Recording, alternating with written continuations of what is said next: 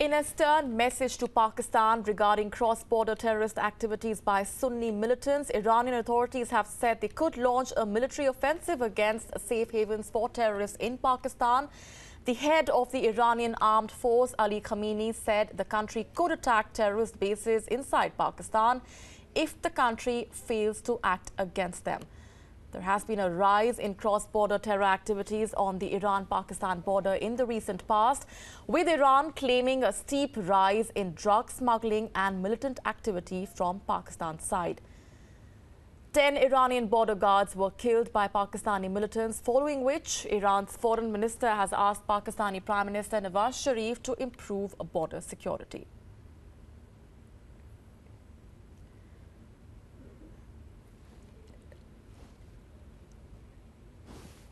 Senior editor Surya Gangadharan is now joining us live on the broadcast for more on this. That's a stern message that's coming in. Surya, if you can take us through the details and the ramifications of this.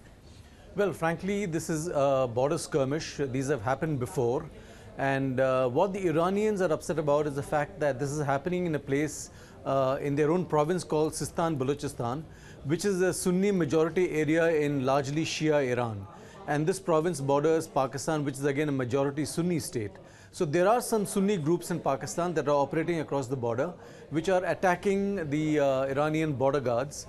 And that's the reason why Iran has taken on such a hard stance. Now, these attacks have happened before. There have been skirmishes in 2014, I believe, also in 2015.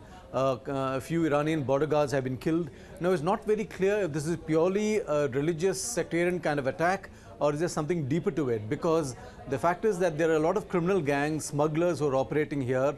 Drugs flow across the border easily, also arms. So there is a fear, a concern that this place is volatile, it's largely unstable, and therefore there's a need to control the border more effectively. I think that's probably what the Iranians want to tell the Pakistanis about. Right, and of course claiming a steep rise in drug smuggling and militant activity from Pakistan's side. But is there more to this than meets the eye, according to you, Surya?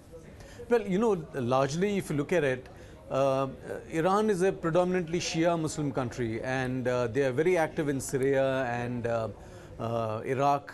They are, in fact, operating against the Islamic State. And as you're aware, Pakistan is a predominantly Sunni Muslim country.